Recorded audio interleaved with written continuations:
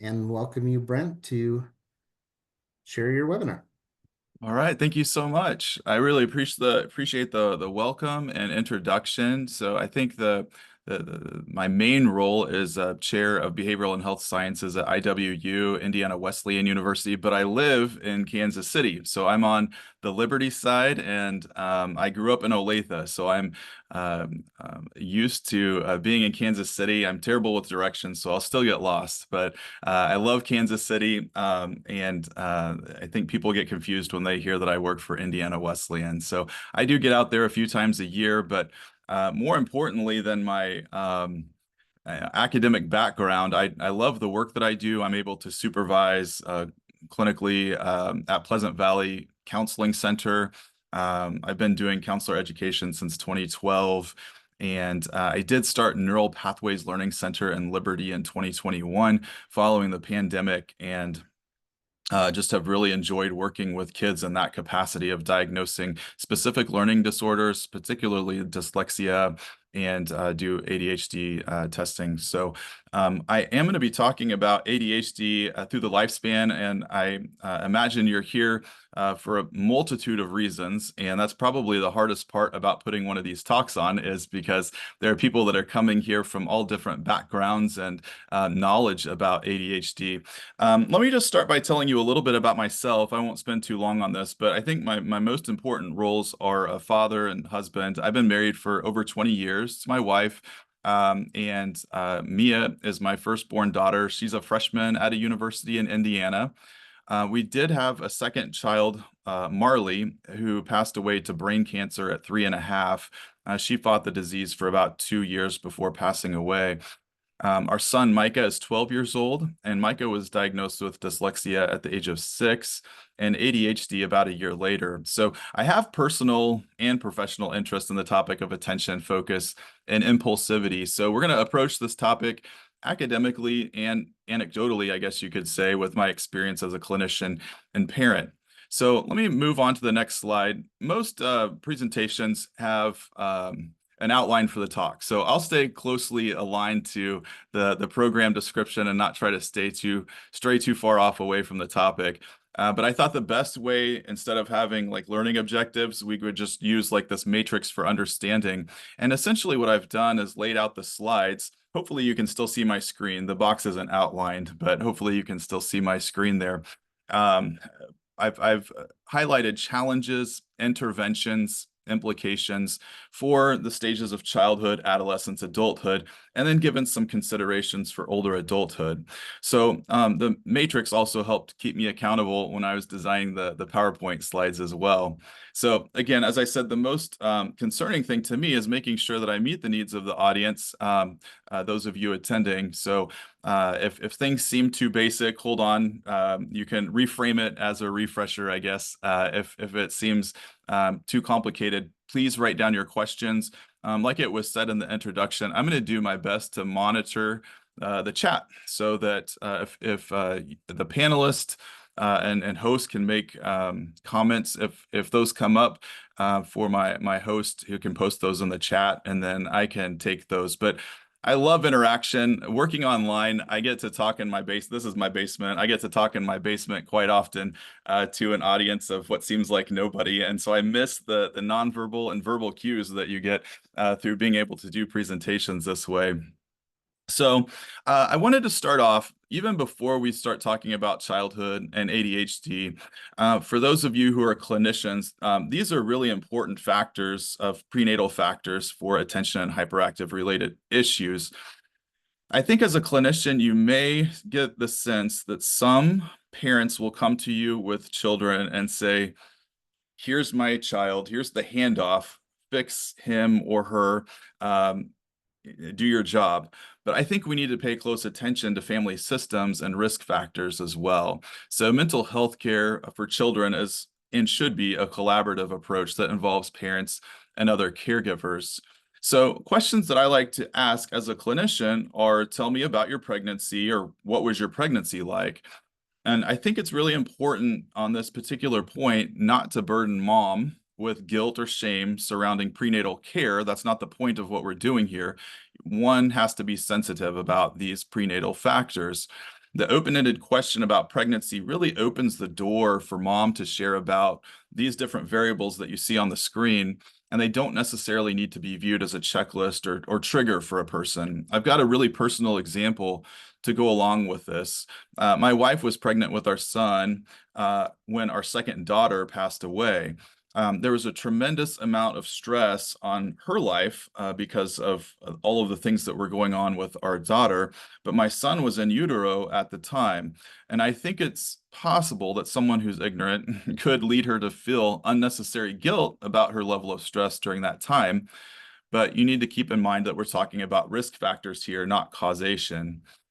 Finally, I wanted to give a plug here for the Missouri Association for Infant and Early Childhood Mental Health. Some of those folks might be on this webinar right now, but they exist to promote healthy infants and young children developmentally, and that's something that you can check out online as a resource. Next, I want to talk about ADHD diagnosis before we move into childhood and the various stages, because I think diagnosis is really important. It's part of the title presentation of the presentation too. So for diagnosis and ADHD, it relies very heavily on parent and teacher reports for children. For adult ADHD diagnosis, it relies heavily on self-reporting for the adults. I suppose if an adult wanted to feign some sort of disorder, they could do that in the clinical interview. They could do that on the questionnaire. But I think it's really important that we use all the tools that we have for assessment in order to make a accurate diagnosis. So using the intake information, the clinical interview, which needs to be age appropriate, and means for measurement become really important. So this is just anecdotally, but my experience with the pediatricians that I know, they often use the Vanderbilt scale. This assesses core ADHD symptoms, including inattention, hyperactivity, and impulsivity. It also probes for other domains relevant to childhood behavior disorders such as oppositional defiant behavior, conduct disorder, anxiety, and depression. Now, this rating for the Vanderbilt scale is about 55 rating stems. I call them stems because they're not necessarily questions. They're used on a Likert scale. And given the scope of this test, it does a really good job of sensitively measuring where children are at. Personally, I like to use the Conners 4. It's used for children and adolescents that are 6 to 18 years of age. And if you can remember hand scoring these, if you use the Conners, like it's a bear. The assessments vary from 109 to 118 rating stems, depending on if you're scoring the parent interview or the teacher's interview, which is about twice as many as the Vanderbilt scale. And so at my fastest, I could probably hand score one of these in about 20 minutes, which isn't very time efficient. But now everything's digital. It produces a report that's about 20 plus pages, and I love it. So I would show you a slide from the assessment owner, which is MHS, but I was apprehensive to do that about copyright restrictions and that sort of thing. So I can just review it verbally really quickly here. The report covers a response style analysis, critical and indicator items, content scales, impairment and outcome scales, DSM symptom scales, ADHD index, and additional open-ended questions. So I really like being able to see what else is going on besides the inattention, hyperactivity, and impulsivity, being able to measure depression, anxiety, that sort of thing.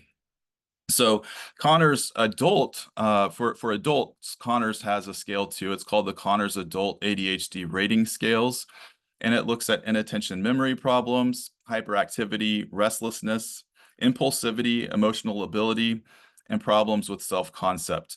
And that one has about 66 items. So it's about half as long as the Conners 4 for children. I guess it's important to note too that there is a short form for these tests as well. So if you are concerned about the number of responses that a person would need to take, you can use the short form.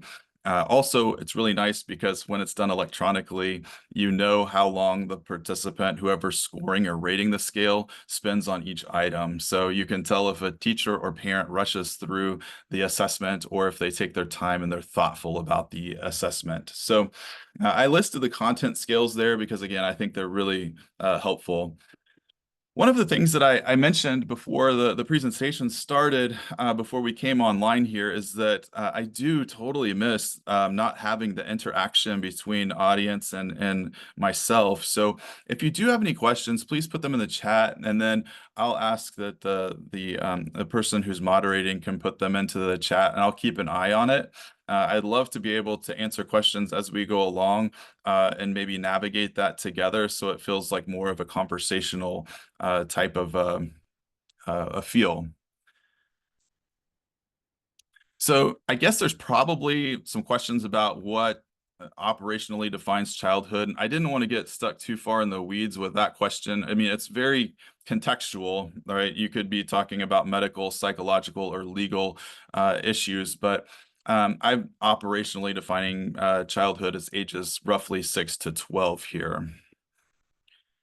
So let's stick to our program description and the matrix. And I'm just hitting on that first box in the upper left-hand corner with challenges in childhood. And I think what we most often see with challenges in childhood are academic difficulties and social challenges and emotional regulation, those top three.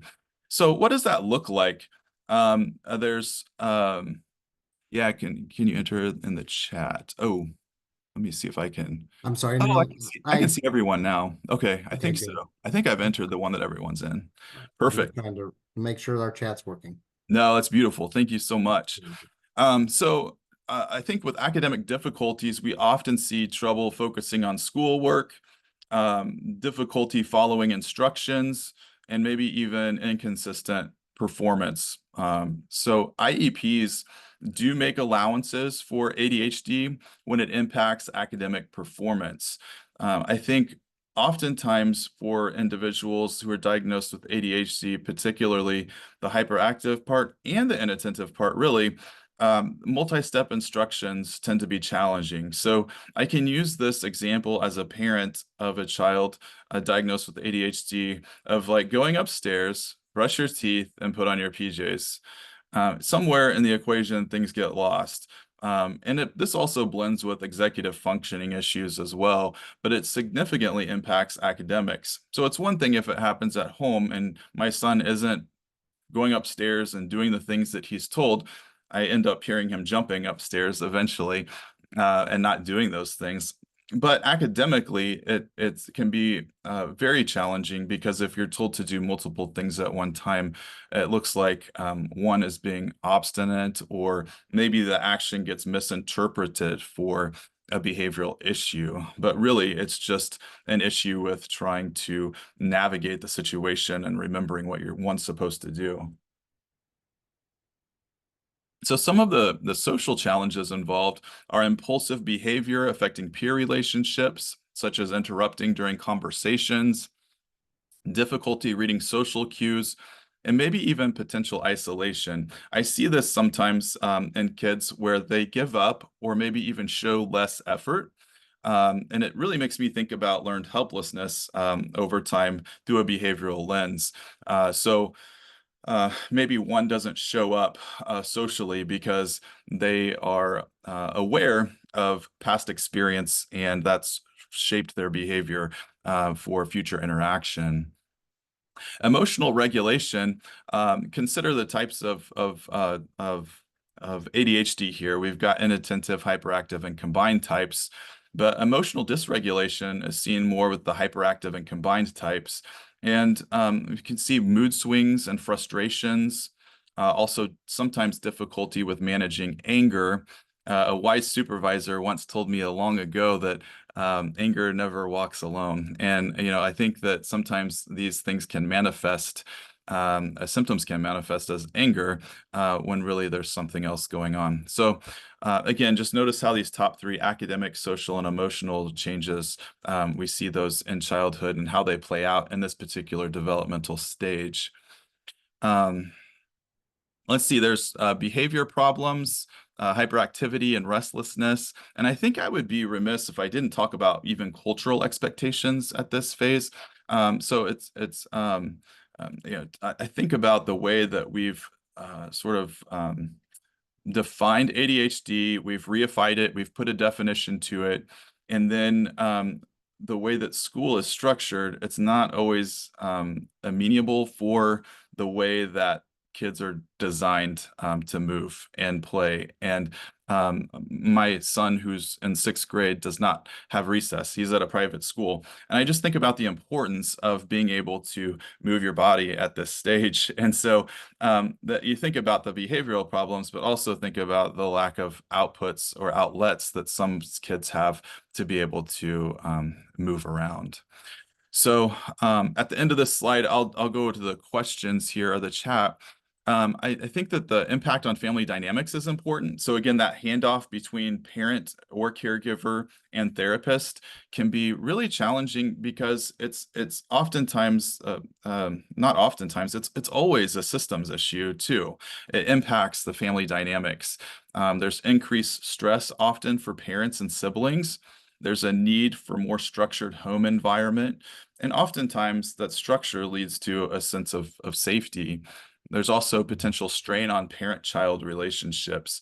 And then also medication management, because finding the right medication and the right dosage can be a challenge for both pediatricians, the family, and the teacher. And it takes time and patience to find the right fit. And I know that there's a lot of stigma associated with ADHD medications, but that's something that I always try to navigate sensitively with my clients and the parents. Dealing with potential side effects like stimulant medications can suppress appetite, which makes weight gain a challenge. So that's something that our doctor always has to pay really close attention to when we do these well-child checks. So I'm checking the webinar chat here, and one comment, history of ADHD. Or other parent runs in the family. How much genetic influence does family history of ADHD have on the child developing versus environment parenting? Yeah, so that's a great question. Is it a nature or nurture issue? And it's both. I think that if going into the DSM and also the literature will show that there's a genetic component. There's also genetic components with dyslexia too, and family history increasing risk factors. But again, have to be really careful not to say causes or there's necessarily association or correlation with increased risk. So these do run in families, and I think that that's a good point to say. Do you find that different behaviors based on gender of the child, for example, is hyperactivity more common in males compared to isolation behavior in females? That's another really good question. So I think we have, obviously there's gender stereotypes. There's also more expectations about what boys and girls do and focus and attention. And in my clinic, I often see about equal, but I see the way that it manifests differently. I think we would see in the literature that boys are diagnosed more often than girls, but I think we have to pay really close attention to, why that is. And maybe the way that it manifests is harder to catch. I find that in adulthood, I do have more female clients coming to me because they feel like something's going on, and we do an adult ADHD assessment and diagnostics on those individuals. But I think maybe it's because it didn't get caught earlier in life, right? So it's kind of interesting to think about the way that these play out and how we expect males and females maybe to present differently.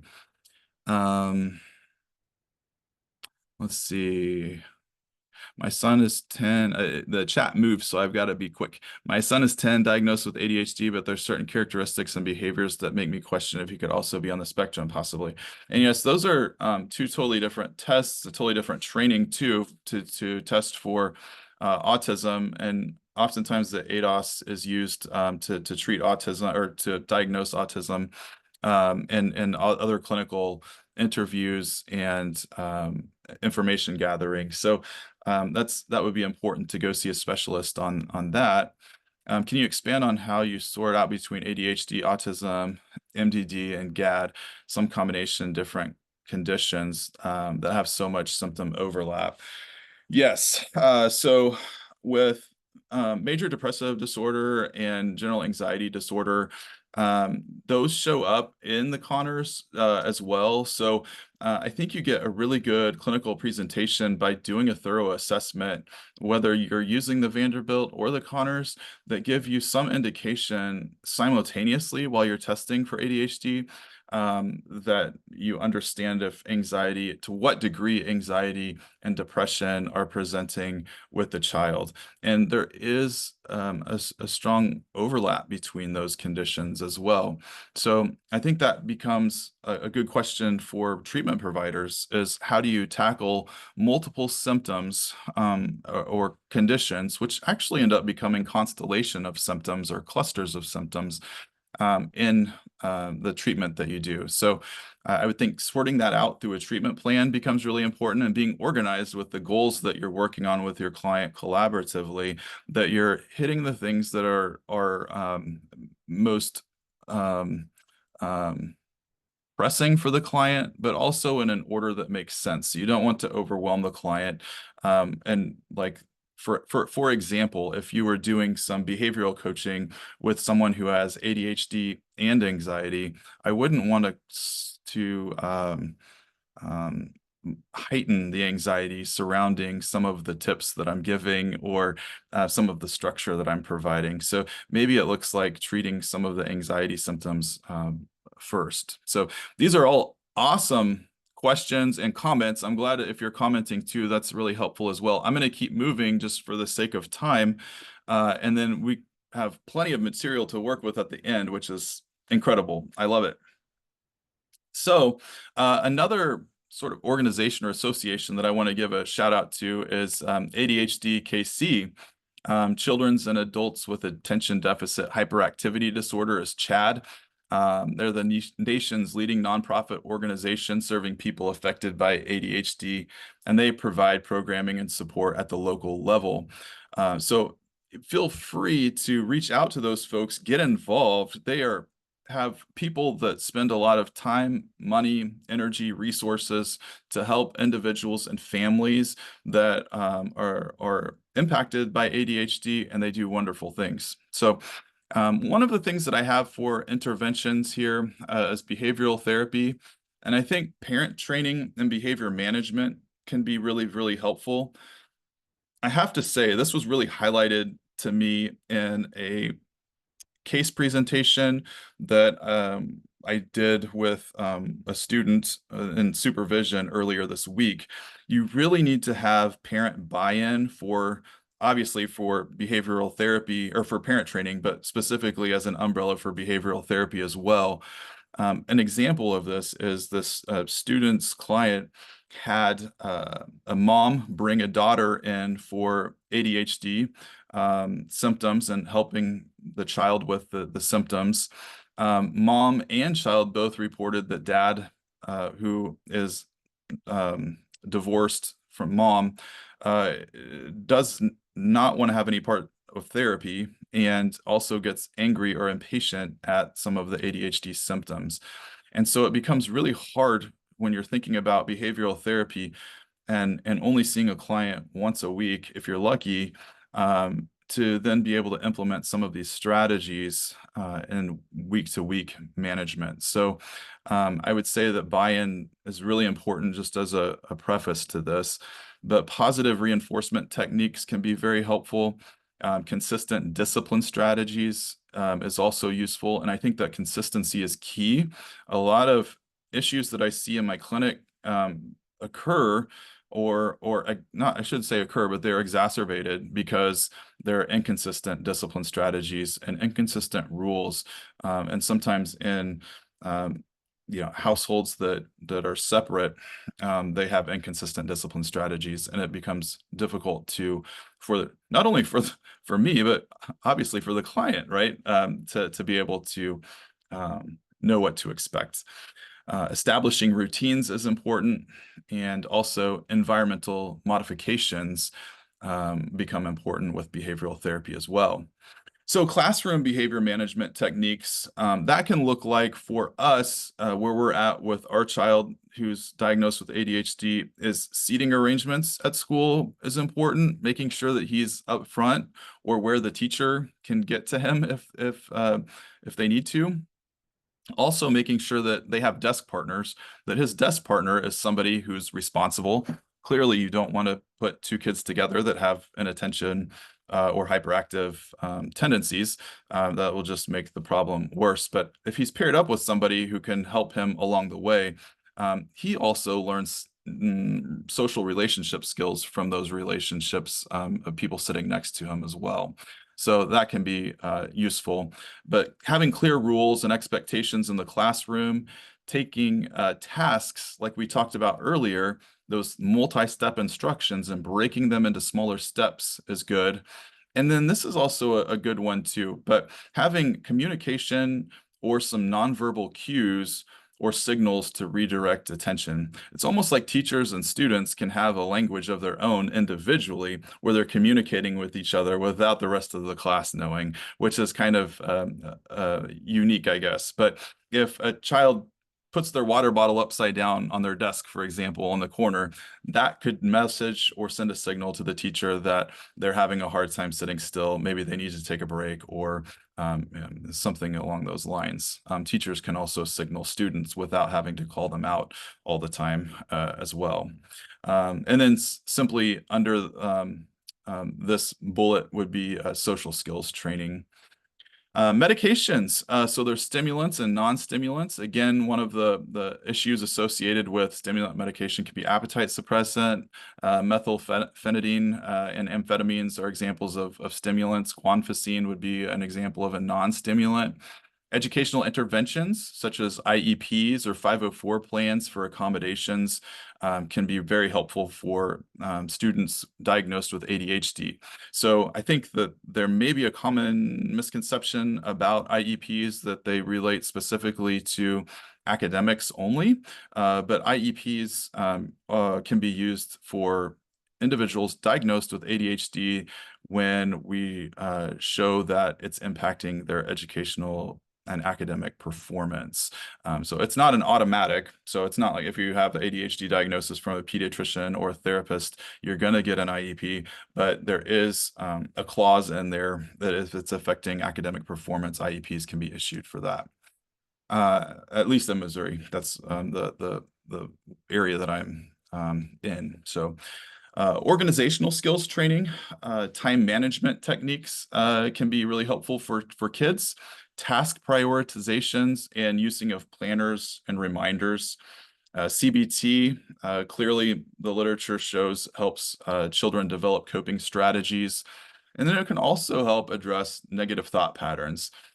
So I think about some of the neural pathways that are formed or forged if children have had unhealthy feedback loops with family, peers, teachers. They often can become internalized. So also having to pay attention to some of those things that kiddos are come up as a side effect of those symptoms. Lifestyle changes can look like regular exercise. There's a book called Spark. It's an old one. It's like from 2008, but it really redefined the way that I view exercise and being outdoors and being even in community doing exercise as really health promotion for folks who are students that are in school, kids who had opportunities to go to recess before subjects were performing better because they were able to move their body. And that's a good read if you have, again, it's a little dated, but it's a great read. Improvement in sleep habits. So that can be easy to connect with parents on, and sometimes they're easy fixes. I have a client who goes to bed with an iPad that creates white noise. But in doing therapy with the client, I was also discovering that she was getting up in the middle of the night and watching things. So, and her parents didn't know about it. So some of these things can be unearthed in the therapeutic process. Also balanced nutrition, and that's one that is good all through life.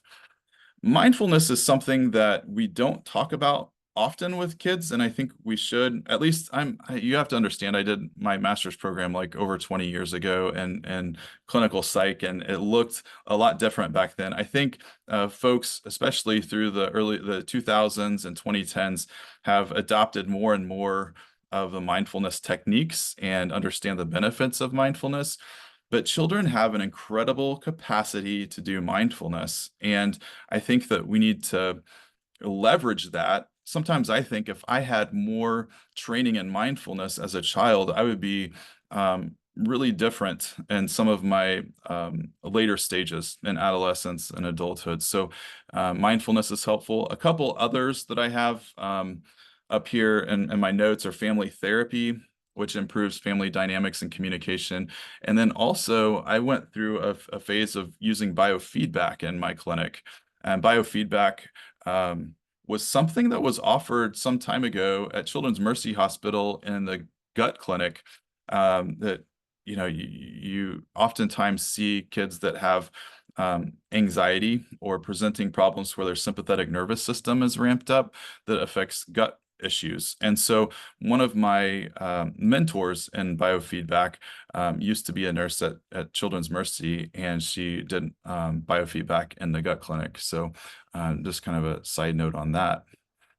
So implications for childhood. I think it's important to not make this presentation just about negatives. There's also some positives too that come out of ADHD, and specifically, I think kids need to hear these things. So there is increased creativity, and there are high levels of energy that can be channeled productively. I think, about my child, if he's able to hyper focus on those things that can be productive and positive to both his academics and relationships and society, he's on the right track. There's ability to hyper focus on areas of interest. So with academic performance, as we've indicated before, there can be what a horrible transition. I'm talking about positives, and then I'm just going right into academic performance or difficulties. But there are correlates of lower grades and test scores. There's a higher likelihood of repeating grades and even dropping out. So I think being able to channel using that first bullet, the positive, and leverage those so that kids can see their distinct advantages. I think the way, again, I'm in education, and I see more college age and graduate students. But I think we've really framed the importance of creativity and out of the box thinking out of education. And the more we can pull that back in, it's hard to have a metric for creativity. And I think that's part of the problem, right? But social development, that may look like difficulty forming and maintaining friendships, potential for social rejection or isolation, and then challenges in understanding social norms. Sometimes that may look like just simply interrupting in a conversation. Emotional well-being, anxiety, and depression, as we've said, are higher rates of those, lower self-esteem, and increased emotional sensitivity. I should say that the lower self-esteem is something that I pay particular attention to, especially in the clinic when we diagnose specific learning disorders, dyslexia, ADHD, making sure that we take care of the child's self-esteem in that process. The meetings that I have with parents are separate from the kids when I'm going over the assessment results. But I think it's important to have kids involved. When I'm doing play therapy, I always make sure that I have a good rapport and relationship with the parents, that we talk before the session and we talk after the session. That's a personal preference, and that's not necessarily law or anything that are set in stone, but that's wonderful to have that type of communication with the parents in therapeutic settings. Family dynamics and behavioral issues. So I'm going to keep moving, just again for the sake of time, onto adolescence, and operationally define this again. 13 ranges upward of 21 years of age. And note that we're talking about symptom changes, or I'm sorry, we're not talking about symptom changes necessarily, but we're talking about the age-graded contexts that exacerbate the symptoms. So before I move to the next slide, what are some of the challenges that adolescents face today? I think it's important to note these in the chat because some of the things that adolescents commonly experience are going to be impacted by ADHD. And I think it's interesting, even if we don't link these to ADHD, we do make associations to ADHD and see how that changes the equation. So peer pressure, bullying, social media, life transitions, multiple teachers, yes, possibly leaving the home, moving into an online school format for sure. Good. Those are good.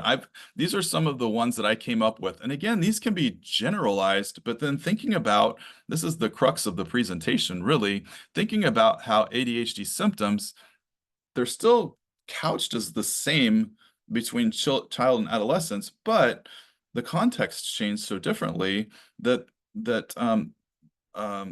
things that we need to address really start to take a turn. And I want to make sure that clinicians are paying attention to this, and that even individuals who are affected by ADHD, whether that's parent, family, caregiver, we're also paying attention to those as well. So identity formation, this is a lifelong struggle. I'm seeing even in my adult patients, we're dealing with identity formation, but it's particularly evident in adolescence. Difficulty developing a stable sense of self and challenges in setting and pursuing long-term goals can be an issue. There's also confusions about strengths and future directions. So anytime you can highlight those strengths of adolescence, I think that wellness-based perspective is really important for adolescents. I was also doing supervision this morning and talking to one of my supervisees about how there's a young to middle-aged adult that she's working with, but he's living at home and having some struggles. But something that he needs in therapy is to be able to check mark some things off of his goal sheet. And I think that is a borrow from the book of Solution Focused, like smaller changes lead to bigger changes. And I think, even in this confusion about strengths and future directions, we're able to make some goals manageable for clients to reach right away so that they feel like they're making progress. Risk-taking behaviors become more prevalent, obviously, in adolescence. So there's a higher likelihood of substance abuse experimentation, impulsive decision-making in high-stakes situations, and potential for unsafe sexual behaviors. Some of the social challenges include more complex social situations, difficulty reading subtle social cues, and impulsivity affecting peer relationships. Again, we see the same similar kind of things with children, but they just look differently in adolescence.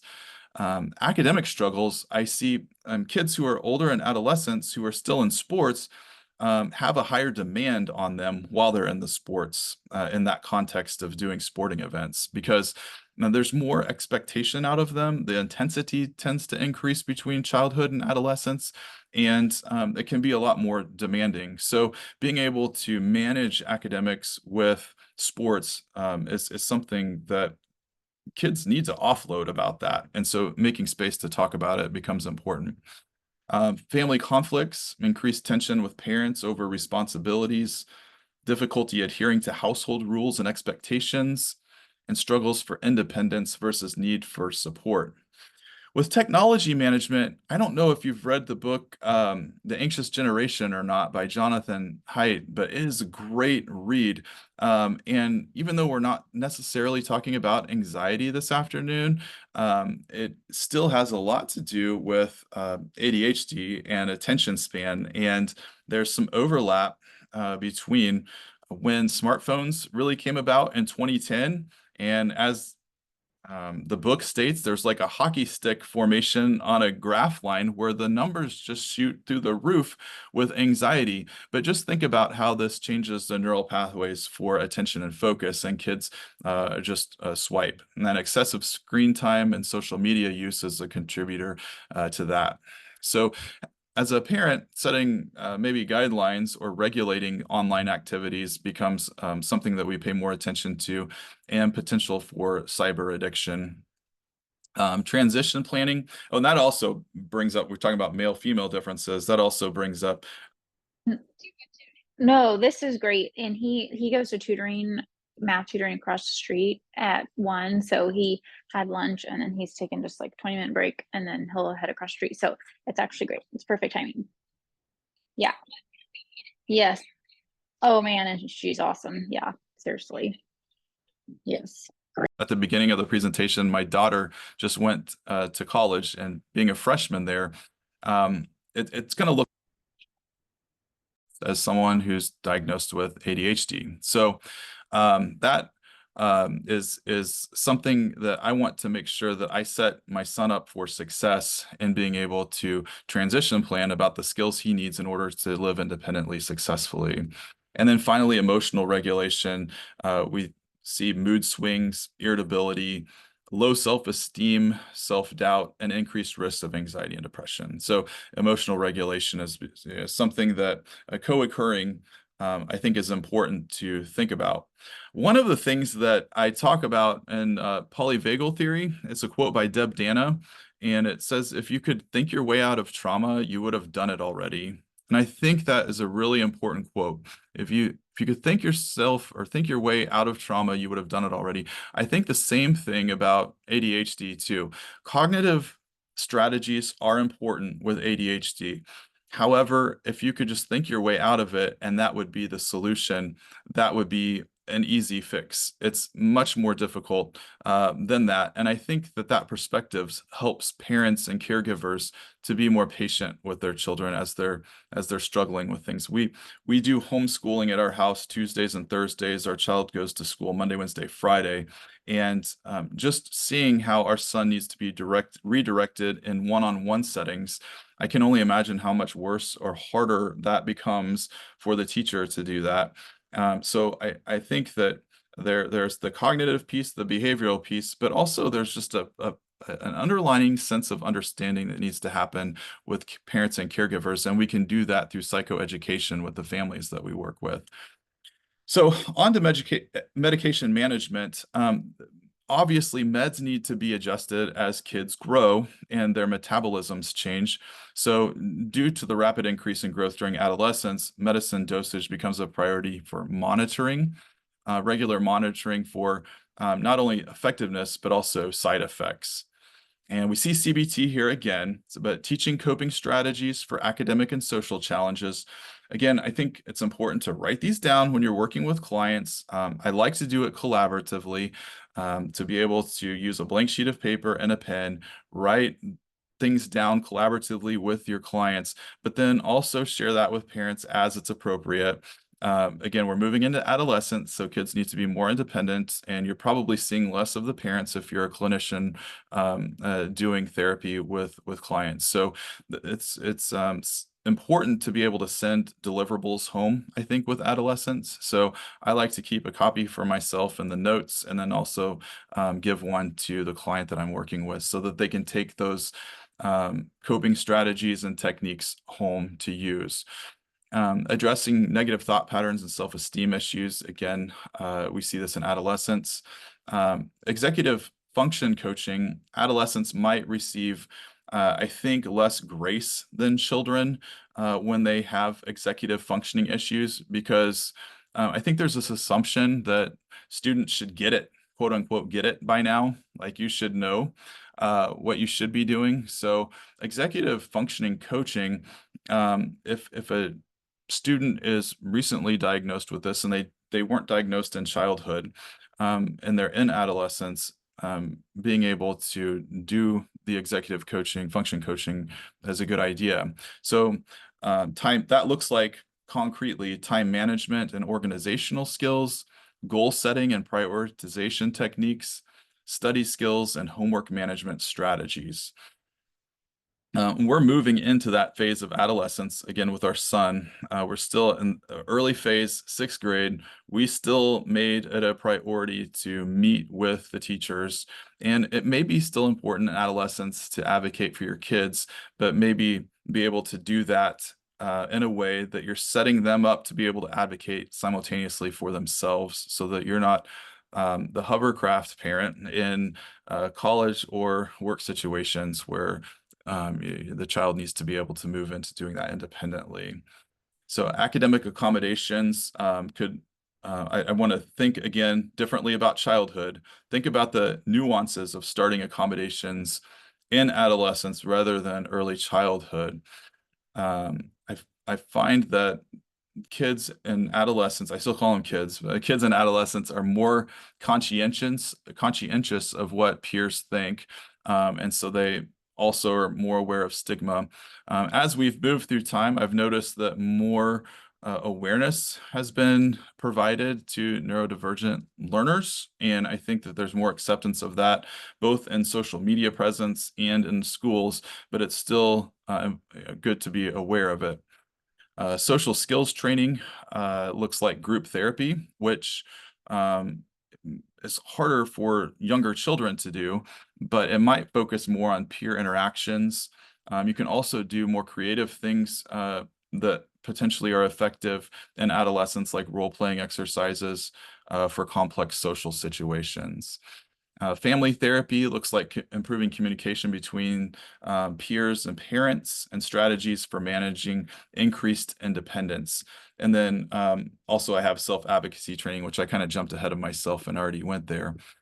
Let's talk about implications for adolescents. Let's see. Hopefully you can hear me. I think my mic may have gone off for a moment, but hopefully I'm back. Implications for adolescence, cool.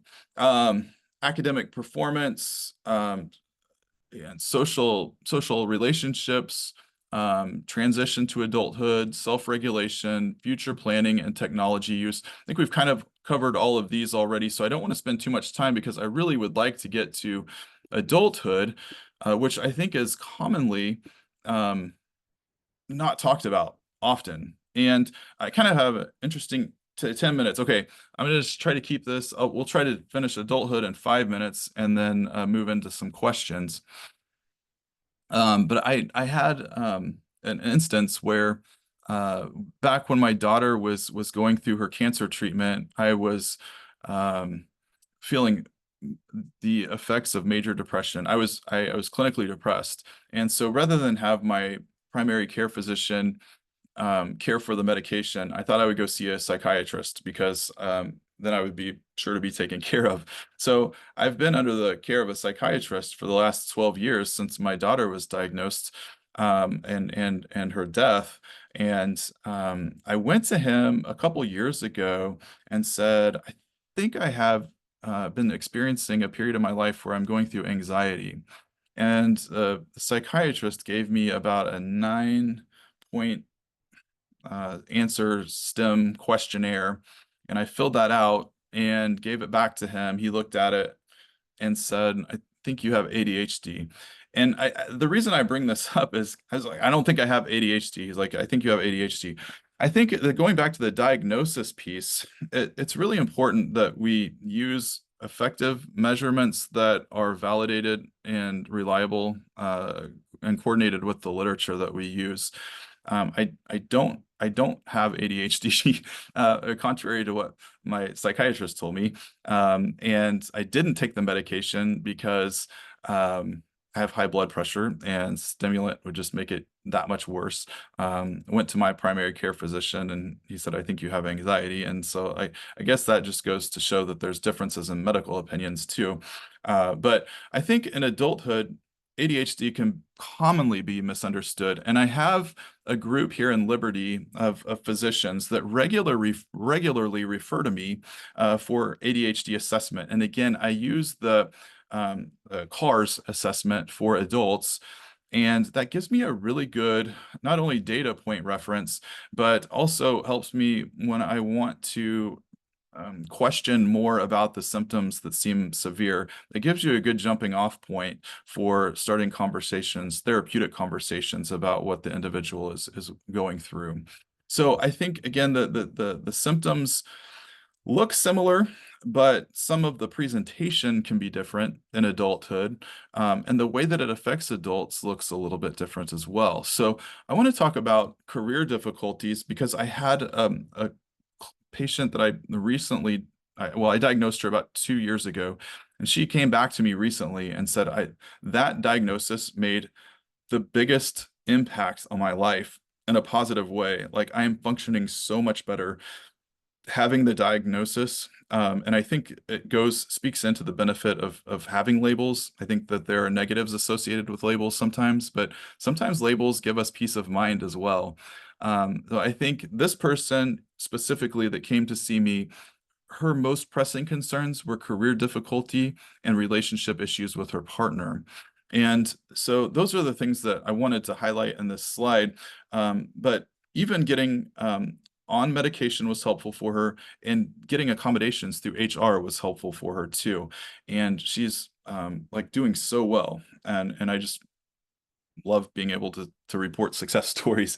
But financial management can be difficult as well. So having strategies, and this may direct your interventions as well. Time management strategies can be really good for individuals with adulthood. Organizational struggles, health concerns, and self-esteem problems. So some of those things that you see in adolescence can come through here in adulthood. Interventions, psychotherapy, CBT, mindfulness-based cognitive therapy, and acceptance and commitment therapy is a great one too. One of my supervisees is very, very into ACT, and so acceptance and commitment therapy can help people be more flexible. It can foster psychological flexibility, help people with ADHD adapt to changing situations more easily. There's also a component of ACT that gets into value-based actions. So helping individuals to identify their core values. ACT can motivate people with ADHD to engage in meaningful activities despite their challenges. And there's another element of ACT is cognitive diffusion. So this technique helps separate thoughts from reality, which can be useful for managing negative self-talk, which is common in ADHD. And then flexibility, ACT helps to foster flexibility by helping people adapt to changing situations. So think about ACT as you're looking at therapeutic interventions.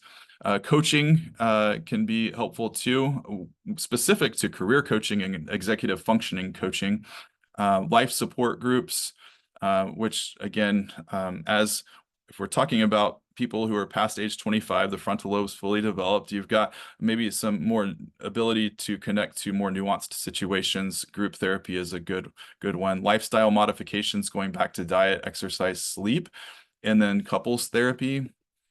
And then finally, some of the implications, we've talked about these, but parenting is one that I haven't mentioned so far. And there was a really good article that came out in Attention magazine about a year ago about dads with ADHD and some of the common struggles that specifically dads deal with when they're parenting. So being able to address that. Financial management, we see again, mental health, relationship with anxiety and depression, substance abuse risk, and just paying attention to that co-variable, impulsive actions, and irritability, mood swings, and stress. Oftentimes in adulthood, the stress levels, as circumstances change and mount and increase, stress levels also change, which then just only confounds the ADHD symptomology. So older adulthood, I just combined this into one slide and just labeled it considerations. But I think medication, just like we talked about in adolescence, as kids are growing and adapting and changing, they may have changes in metabolism. This is true in older adulthood too as well. So med management is good to keep in mind, and interactions with other conditions. I was really interested in looking at depression and cardiovascular disease when I was in my PhD studies, and those are highly connected. So thinking about ADHD and even how that may impact, again, stress, which then can impact the symptoms of other clusters of mental health and mental illness that interact. integrating emerging technologies. So I think about smartphone apps that may help older adults, but they're not aware of, and they may need some help with coaching through that if they're interested in integrating new things. And so I'm always trying to learn new things that I can share with my clients. Driving and distractions could be another issue, and then giving education to caregivers as well. So, okay, I want to go to questions because that was really, I love the interaction that we get to have. Assessments, yeah, for ADHD in adults, I would say the CARS has been really good for me, CAARS, and that guides my interview. It also gives the client something to fill out. I still hand score those, by the way, and it's not fun to do, but it's something that I think is important to have that data. Do you find that people who are able to verbalize and texturize their symptoms are more or less likely to be believed? If they're also a mental health professional, does that make a difference? I find that mental health professionals, if you're talking about mental health professionals being diagnosed with ADHD, mental health professionals are my favorite clients. They're so reflective, and I love the even the moments that they create for themselves in therapy.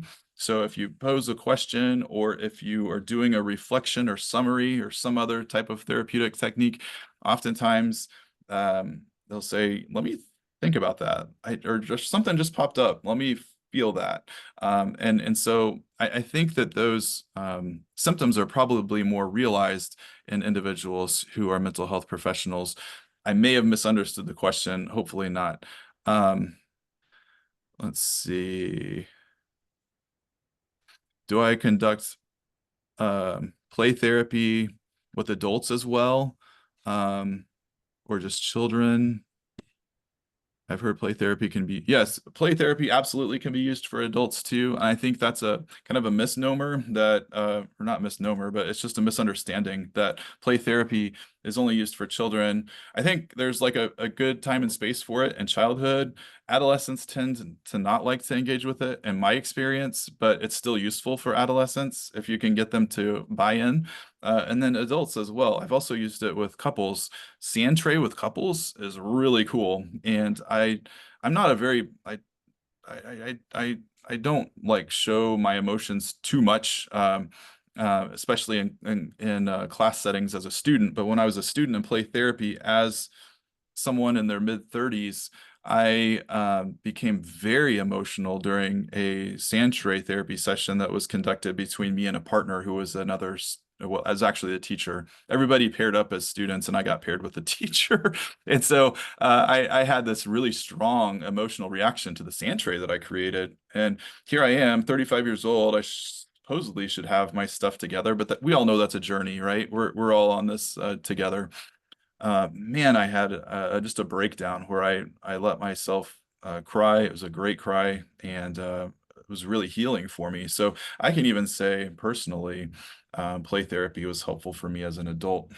But I know I'm running low on time, Yeah, and I you wanted to wanted hop in real quick. Just there was a question very early on in the chat that I don't think we hit, which was a question about ADHD meds and their effects on cardiovascular health, and if so, should they just be limited to a short period of time? Yeah, I would leave that up to the doctor or physician. I don't want to operate outside my scope of competency. I do teach psychopharmacology, and I think that stimulant medication, when paired with cardiovascular health, especially in individualized context, it really depends on the circumstance. But I think that it would have an impact on cardiovascular functioning for some individuals. So I would definitely check with your professional on that. I know for me personally, having high blood pressure, it was not a good combination. I did try, honestly. I gave it a shot when the therapist or when the psychiatrist gave me medication for that, but it made me anxious and more nervous, and just really hiked my sympathetic nervous system. Well, I want to thank you so much for joining us. And thank you everybody for the chat. This was a very lively chat, which is always fun to see. We so much appreciate this. It's very, very timely and important. This is something that's been going on for a long time and continues to affect families and individuals. And And I just found it all fascinating. So thank you so much for being with us, Dr. Moore. Thank you, bet. everybody, for being with us. And I did put the certificate and the password, the link and the password in the chat. If for some reason you missed that or you don't get it, you can respond to the info line on the Mental Health KC website, and we can also send you that link as well. And I'll with also that, put my email in there if anybody has any okay. questions. I'm pretty easy to find online anyways, but I'm sure people will do that anyways. But if you wanted to address anything, I'm more than happy to have a conversation outside of this environment too. That's great. Thank you so much. And thank you, everybody, for being here. Thank you.